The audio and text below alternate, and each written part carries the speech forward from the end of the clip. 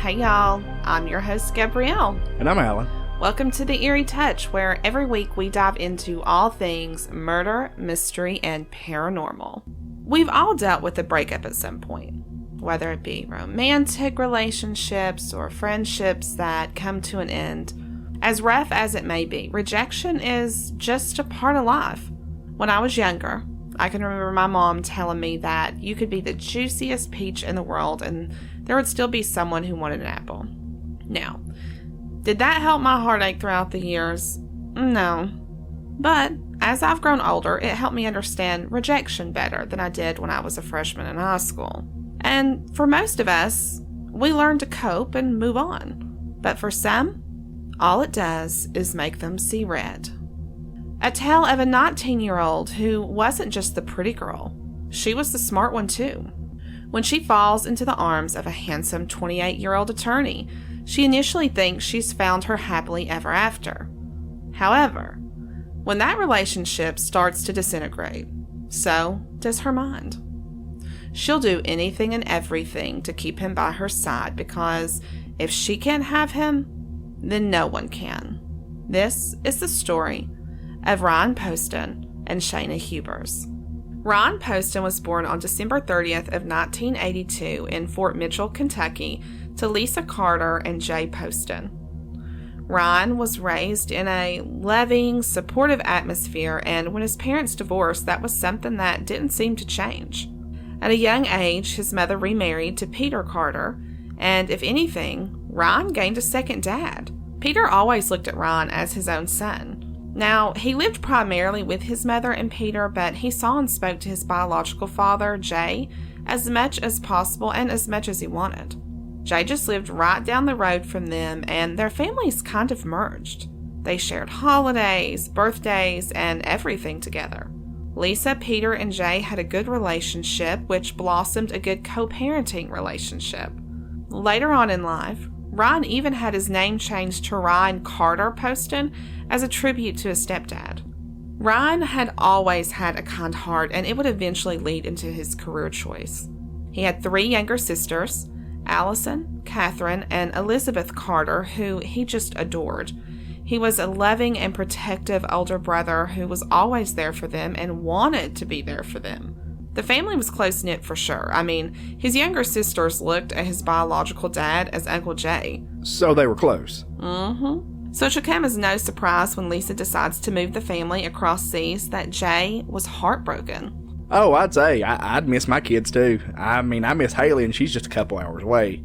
I couldn't imagine completely out of the country. For real. Though as heartbroken as he was, he also knew that this would be a good opportunity and experience for Ryan.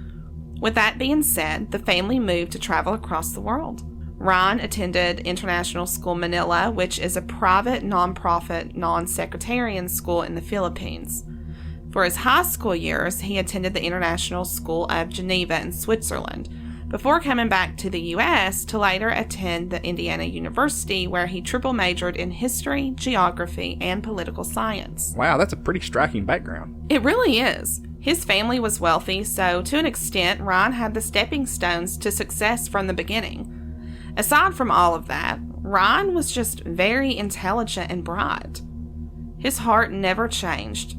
He wanted to help others from the beginning, and Ryan just knew that that was his purpose, so he set out on his goal to become an attorney for those with limited resources. Ryan earned his law degree at the Salmon P. Chase College of Law at Northern Kentucky University in Highland Heights, where he laid his roots. Afterwards is when he began his career in Cincinnati, Ohio. So did he live in Ohio then? No, he lived in a condo in Highland Heights, but worked in Cincinnati. It's only about, I think, like a 10-minute or so drive between the two. Oh, okay. Yeah, so now it's the year 2011. Ryan is 28 years old, single, and ready to mingle. He's young, he has a promising career, good family, but, it wouldn't hurt to have a girl in his arm and in his heart. Now, it's not like he was necessarily looking for a girlfriend, more or less, just if it happens, it happens. So in 2011, Ryan meets a friend through his cousin Carissa on Facebook. He had come across some provoking photos of this pretty girl that really caught his eye. That girl's name is Shayna Hubers. She was born on April 8th of 1991 in Lexington, Kentucky to Sharon and Robert Hubers. Shayna was the couple's only child, and their life was spent being devoted parents, spoiling her however they could, whether it was material things or just with their love and attention. Sharon and Robert were proud of the young woman they raised, including her accomplishments. She graduated cum laude at the University of Kentucky in Lexington with a bachelor's degree in psychology. Shayna had always been driven, wanting to succeed at everything and anything she did, even from a young age. Her childhood friend, Sarah Robinson, was interviewed by CBS News, and after asking how smart Shayna was, she replied with very. Here, Alan, I'm going to have you read her statement. Sarah said, and I quote, "I thought she was close to genius in my opinion. I mean, she was always in AP classes, always getting straight A's in everything. Shayna liked to succeed in everything she did, including music and drama." Sarah goes on to explain that Shayna was a pretty good actress. Well, at least Shayna thought she was a pretty good actress. And the drama seemed to have overflowed into her personal life. She was very dramatic when it came to boys. She was kind of boy crazy a little. Which I'm guessing most girls that age are. Yes, but Shayna was a bit more emotionally wrecked than other girls. According to Sarah, if a guy broke up with her or something, or if a guy just said they weren't interested in her, Shayna would take it pretty hard, crying, screaming, just cutting a fit. She never could handle rejection well, and she never could just let things go. In the end, that will be her downfall. She's 19 years old when she first meets Ryan. She's a beautiful girl who at the time was pursuing a master's degree in school counseling at the University of Kentucky. So they were a bit away from each other. I think Lexington's about an hour and a half from Highland Heights. However, that doesn't stop the pair from getting together. Within a couple of weeks, the two start dating, and Shayna is love-struck immediately. Ryan was charismatic, sweet, handsome, and portrayed the perfect package for Shayna. And in return, Shayna was this beautiful, smart, and provocative woman that was sure to turn heads. With that said, it seemed like the two were perfectly matched, but as in all relationships, as time goes on, true colors start to bleed through. Shayna was driven all right. In relationships, she was driven by jealousy. She didn't want Ryan to have friendships with girls at all, and when he did, it was an argument. Ryan had tried to introduce Shayna to one of his friends, Allie Wagner, who had been good friends with Ryan since college, but Shayna wasn't having it. She was instantly cold towards Allie. It was like she was trying to give this unspoken statement of, I'm watching you, bitch. You know what I mean? Yeah, he's all hers and she better back off. Mm-hmm. Shayna constantly wanted Ryan's attention to the point that his work had become a reason of argument. Female clients and time taken away that could be spent with her just put more strain on their relationship. There were times that Shayna would even sneak onto his Facebook and block women. She would message women from his Facebook pretending to be him. Wait, what? Yes, for example, if she saw that he liked a woman's photo, she would get onto his Facebook to unlike it, and in some instances, she even messaged the women pretending to be Ryan. But why would she message women from his Facebook if she didn't want him talking to other women? Oh, silly. She would message them to cut off ties, so the receiver of the message would think it was Ryan. Okay, so they thought it was Ryan messaging. Yes. From the moment she met him, she had it all planned out in her mind that he was the one, and she was going to make sure everyone knew it. Ryan, on the other hand, wasn't looking for anything too serious, at least not at that moment. He wasn't really looking for anything to begin with, so when Shayna becomes too much to handle, Ryan calls it off. Shayna is left heartbroken and unable to cope with the dismissal from what she assumed was her happily ever after. She shows up to Ryan's condo unannounced, and as always, she used sex as a weapon, and when that didn't work, she would turn on the waterworks, promising to change. Ryan couldn't stand to sit there and watch her cry, so he makes the decision to try to work things out, and basically, it's all downhill from here. Nothing changed, I'm assuming then. Of course not. They seldomly do. Shayna's jealousy turned obsession real quick. She would make up scenarios in her mind and literally believe them. If Ryan spoke to another woman, she would literally go off the deep end. If she's this psycho crazy, why didn't he just break up with her for good and just let her go then? Well, he tried. He would text her and tell her it was over, basically, and she would send millions of texts back. For every one text Ryan would send her, she would send him 100. She technically stalked the poor man. There was one weekend that Ryan told her he was going to turn his phone off and to stop messaging him. And by the time he turns it back on the next day, he had over 75 texts from Shayna. Good God, that's a lot. I know, right? Ryan replied back with, and I quote, "I'm not reading a single one of these texts, just stop." And when he wouldn't answer her, Shayna would show up at his condo. She had a key and would welcome herself in and just wouldn't leave. There were many, many times that Ryan would go to his father, Jay's house, just to get away from her. Jay would ask him, why aren't you staying at your place? And Ryan would openly tell him Shayna just won't leave. Couldn't he had the locks changed or call the police by this point? Well, he was young and he was just too kind. Shayna played on that. She knew what buttons to push. There have been many, many times in my past that I honestly should have called the police, yet instead I always gave them the benefit of the doubt. And too many times, Ron followed that same pursuit. Eventually, through crying, pushing buttons, and sex, Shayna would entice Ron to come back to her. They ultimately date on and off for a little over a year and a half, breaking up for what felt like every other week, just repeating history over and over until the end of 2012. Ron goes over to his father, Jay's house for dinner and to watch a political debate on October 11th of 2012. While he's over there, he confesses to his father that he just can't keep up with Shayna. It's too stressful, and he's to the point that any love that may have been there before is just gone, and it ain't coming back. Ryan tells his father, "My biggest issue is Shayna is always around. I don't know what to do to get her to leave." Now, he also confides to his father about a woman he had been talking to, Audrey Bolt. She had won Miss Ohio that year, and he really seemed to have liked her. She's gorgeous, sweet, kind, and overall polar opposite of Shayna. Shayna's she's crazy and mental, and he needs to get away from her. Ron really thinks that this may be the new beginning that he's been aching for. He tells his dad that he actually has a date with Audrey the next night, and he was having trouble with trying to figure out how to end it with Shayna without her just flipping out. Jay listens to his son and gives him pretty solid advice, telling him that he needs to be open and honest with Shayna. Let her down kindly, he says. Don't be mean, just honest and kind about it. And sounds like really good advice.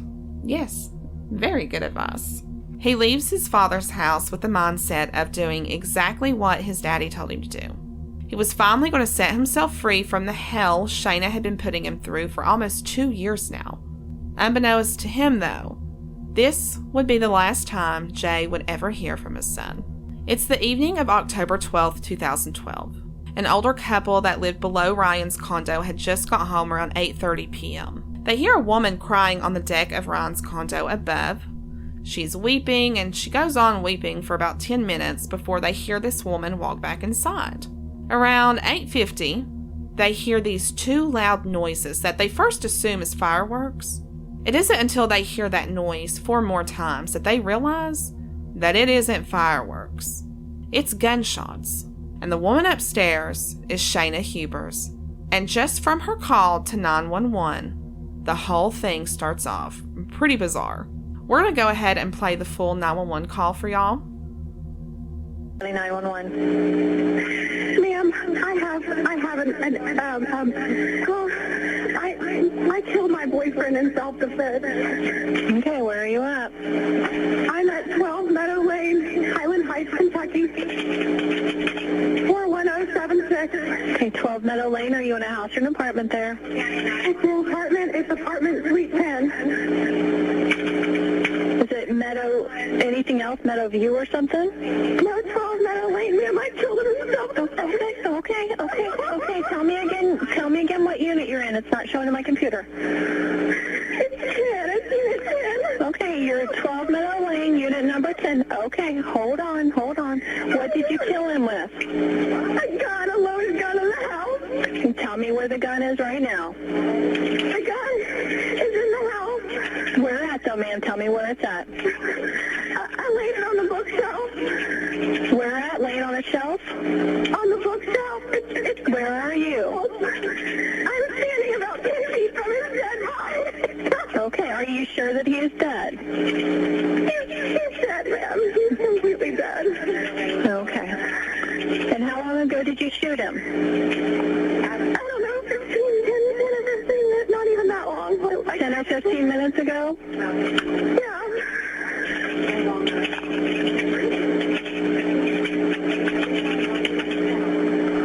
Okay, what's your name? My name is Shayna Michelle Huber. I'm sorry, what is it again? Tell me. Shayna Michelle Huber. Huber? Huber, H-U-B-E-R-S, Huber. Okay, what's your name again? Shayna or Shayna?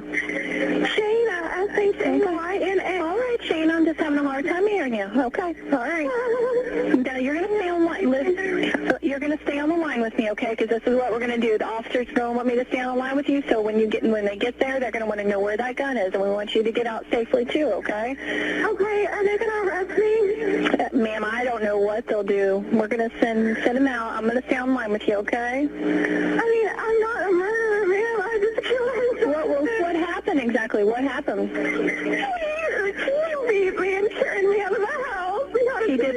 He beat me and tried to turn me out of the house, and I came back in to get my things, and he was right in front of me, and he reached down and grabbed the gun, and I grabbed it out of his hand and pulled the trigger. Okay. All right. Do you need an ambulance? Have you been injured? I'm not injured, ma'am. I was thrown into the side of the couch. Okay. And how old is he? He's 29. He'll be 30 he would have been 30 on December the 30th. All right. What's his name? Ryan Carter Poston. He's an attorney in Cincinnati. Okay. Have you had a history of domestic violence with him? Yes. Okay. And is this your gun? No, this is his gun. He keeps loaded guns in the house. So he slammed you into the couch, but you don't have any injuries? I don't have any injuries. I was just very frightened. He's a lot bigger than me. He's 6'3", 200 pounds. I'm 5'8", 120. And he picked me up and was carrying me out of the house. And I said, let me get my things at least if we're going to break up. And he wouldn't let me get my things. And when I reached around to try to get my things, I can hear myself echoing in the background, ma'am. It's just a phone system. The phone system has got a delay. And he pushed me down from the door all the way to the couch. And when they come here, they'll see how far that is. He threw me across the room. And I was very startled. I was laying on the floor. Okay. All right. And I killed him. Okay. All right, ma'am, this is what I want you to do, though. You're sure he's not, ma'am, you're sure he's not breathing at all? Do I have to go touch him? No, that's okay. They actually have someone that's outside almost right now, but I'm going to stay on the line with you, okay?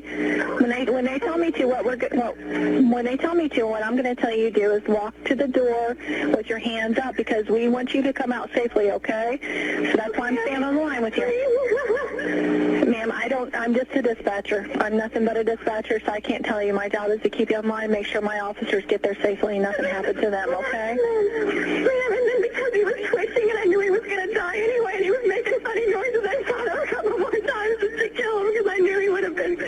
I'm sorry, you said you shot him a couple more times after that? Yeah. How many times did you shoot him total? I don't know. Okay, because he was twitching and you knew he was going to die, so you shot him again? Enough to make sure he was dead because he was twitching so bad and I don't want to lay there and twitch. So you shot him instead of calling 911? Do what? Yeah, I did because I knew he was going to die anyway. Okay. It was pretty bad. He was like, he just was twitching when he was pretty much dead and I shot him just so he stopped twitching. Yeah, I did because I knew he was going to die.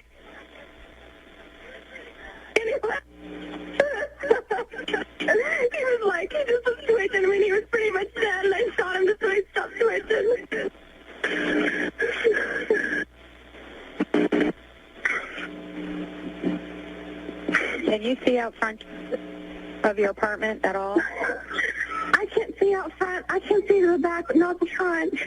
Okay. Do I walk? Which way do I? I can hear him. Do I walk out the front door? Nope. I want you to stay right where you're at. Stay right where I'm at? Stay where you're Okay. at. Don't tell me. Okay. Well, they tell me when they're... Well, I have to give them a key to let them in. I actually have to walk all the way down there to let them in. All right. I want... Okay. Is he out front? Ma'am, what I want you to do is I want you to set the phone down, but I do not want you to hang it up. I want you to go to your front door. I want you to open it up, walk outside the door with your hands in front of you. Okay, I will. And your hands open. The officers are at the top of the steps, but set the phone down. Okay, I'm going to do it. Okay. Okay, I set the phone down. Set the phone down and put your hands in front of you. Are you there? Are you there? I'm here. I set the phone down. I walk out the front door with my hands and palms down. Yes, with your hands open and you're straight in front of you. Officers are at the top of the steps. Okay, bye. Okay. Now, just from listening to that call, from your police officer perspective, what did you just take from that? Well, let me start out with saying everyone reacts different to situations. Right. Even a high stress situation like that. Everyone's going to act different. You do look for specific things, but not everybody does the same thing. Yeah. Mm-hmm. But the fact that she's kind of being specific with certain details, she starts talking about his weight and height against hers, and she goes into him picking her up and carrying her outside, and then she could have left then. Yeah. But she had to get back inside. That's if that even occurred. Mm-hmm. And then there's the asking right off if she will be arrested. Like that's more important right now than the fact that she's just killed someone. Yes. But the most damning, I mean, just the most damning is when she goes on saying he's twitching and gurgling after she shot him. So she shot him a few more times to put him out of his misery. Like he was an animal. I mean, just... Like he was an animal. Who does that? I mean, that's just... that's the part that's just, that's just not typical at all. Yeah, the entire call to me is just... From the moment that call started, I was immediately like, this is weird. This is weird. From her saying, I shot my boyfriend in self-defense. I know people react differently, and I understand that. But I don't know. I guess, out of all the things that I've listened to on true crime throughout, my life so far, I don't really think that I've ever heard somebody who called freaking out from, and it really be domestic abuse, say right off the bat, I killed my boyfriend, I killed my husband, self-defense. To me, it sounded more like she was trying to convince the dispatcher. Yes, I agree. To give the dispatcher a version. And the dispatcher can't do anything, but she doesn't know that. Yes. Mm-hmm. Well, moving on. Police arrive on scene to discover the body of 29-year-old Ron Poston lying lifeless in the floor beside of his dining room table. A frantic and emotional Shayna freaking out about the entire fiasco, so much so that police are trying to calm her down. She repeats to police what she told the 911 dispatcher, that Ron was an abusive boyfriend, they had gotten into a fight, he was throwing her around, and when he started to move towards the gun, she grabbed it and began shooting. Now, at first, police are empathetic. Oh, I'm sure. I mean, you've got a young woman in front of you who's shaking, crying, very distraught. Mm-hmm. You're always going to want to calm them down, especially if, they're probably going into it thinking, this is a domestic abuse, and, you're not going to overlook that. Mm-hmm. I am, however, wondering if the crime scene matched her description about what took place that night, just because there were so many red flags from the 911 call. Well, you're not off track. Authorities begin to question what truly happened when they start scoping out Ron's condo. Usually within a dispute, you're going to have signs of a struggle. Things will be knocked over, scratches on the wall, bruises or scratches on the person, which in this case will be Shayna. There's going to be something to show for it. But in this case, there wasn't. There wasn't anything? Nope. Everything was perfectly placed as it normally would be. Well, everything besides the gun, the chair, that Ryan had been sitting in and Ryan himself. You'd think that if she got thrown into the side of the couch, like she said in that call, that like a pillow or something would have been moved, or maybe the couch slid, a little bit, but there was nothing. There should have been something out of place. Now, obviously, police are scratching their heads and take Shayna down to the police station for questioning. She's read her Miranda rights, and she right off the bat says she wants an attorney. Which is not a bad idea. Yes. I personally would recommend it to anyone. Exactly. Now, that alone isn't telling. What is the fact that Shayna just word vomits the entire time. Like, she literally will not shut up. And that does happen a lot, too.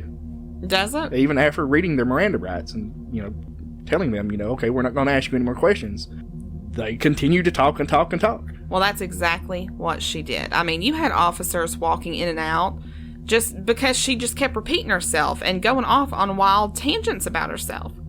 She even makes a statement claiming her fear of never finding a husband because no one will want to marry her if they find out that she killed a boyfriend in self-defense, and then she starts giggling about it. What? We're going to play that part of her interrogation for you right now.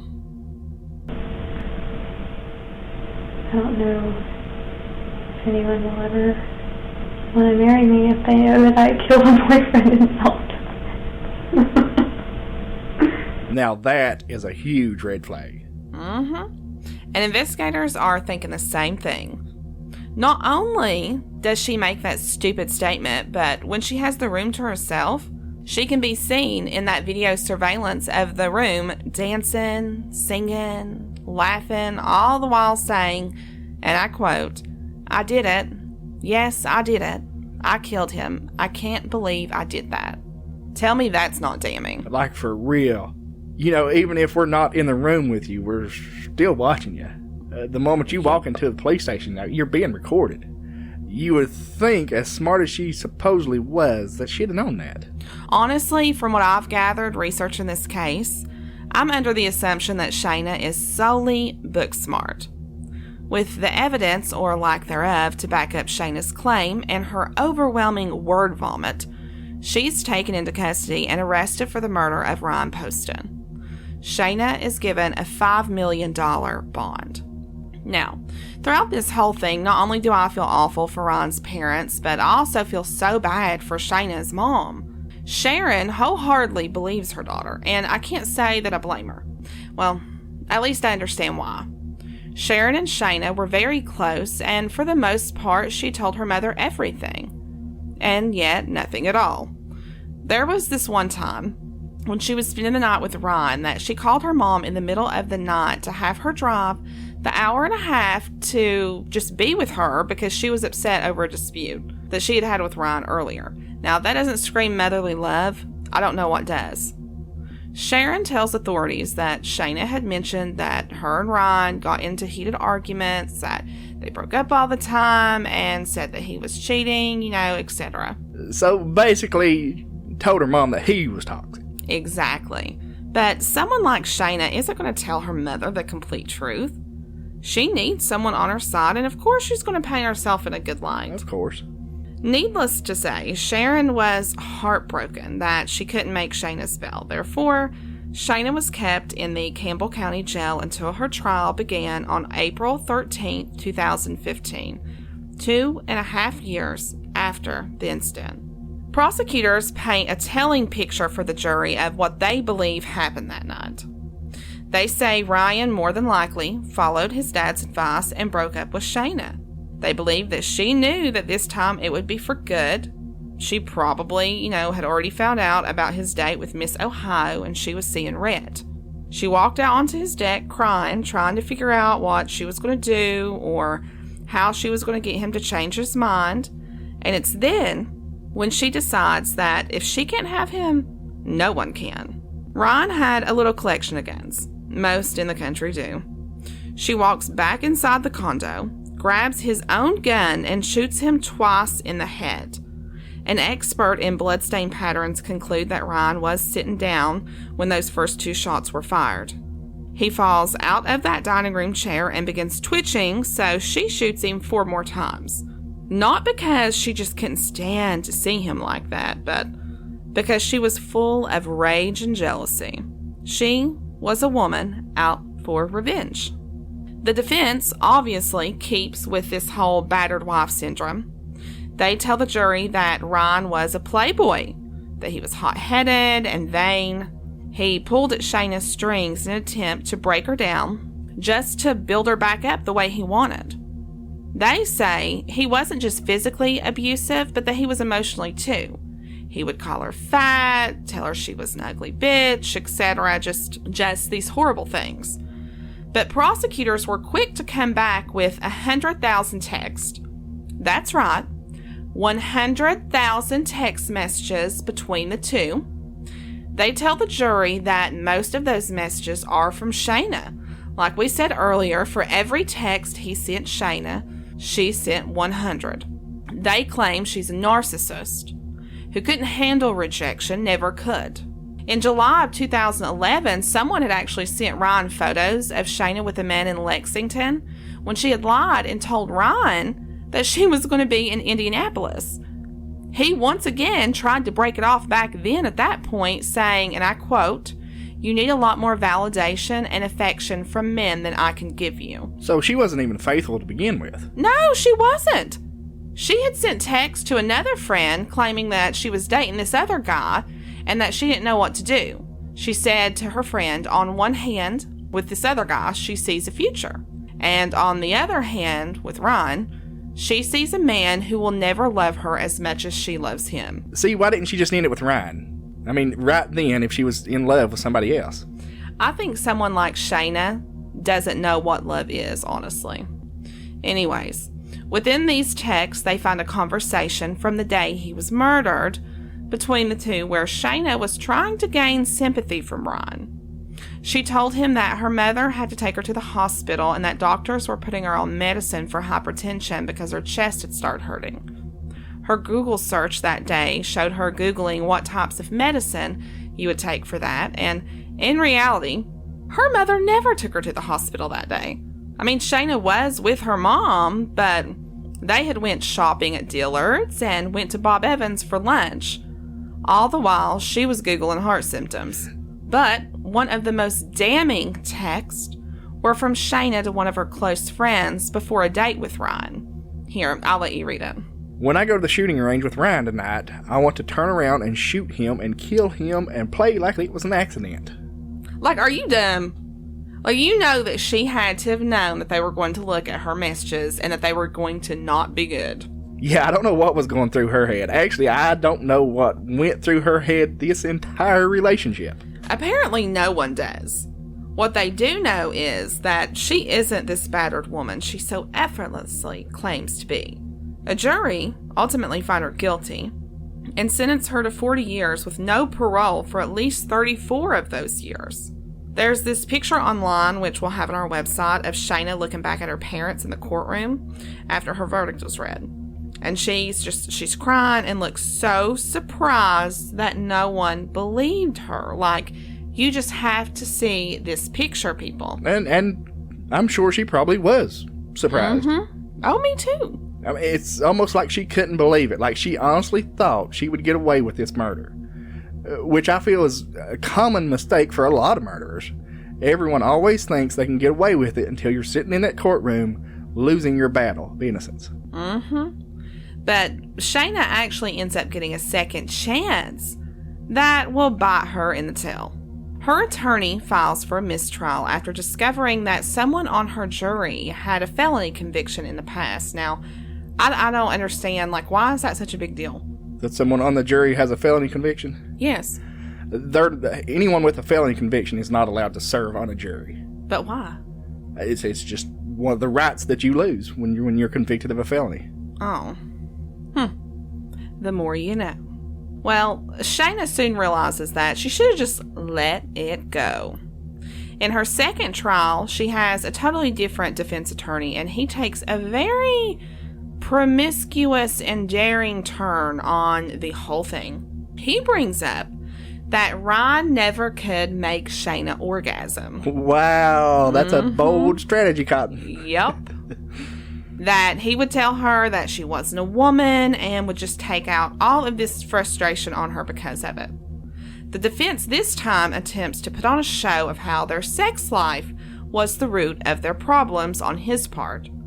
And I just can't believe that a distinguished defense attorney decided that this was a good battle to fight, because to me that just sounds so ridiculous, not to mention all the evidence that the prosecutor has. And he already knows what evidence the prosecution has, so I don't understand where his head was at with this. Just grabbing everything he can to throw at the wall to see if it sticks. I mean, that's what it sounds like to me. Just whatever he can to try to influence this jury that this was, this was not a murder on her part, anything like that he was actually the evil one here. So, desperation. Yeah.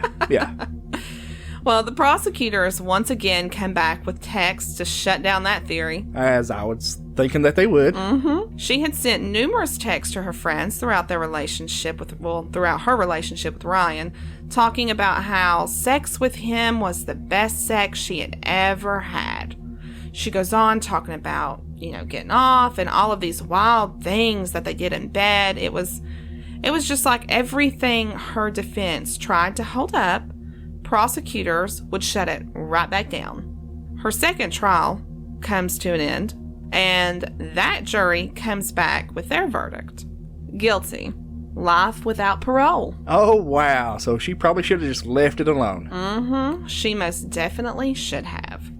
When they read that verdict out loud, the look on her face is so much worse than the picture from her first trial.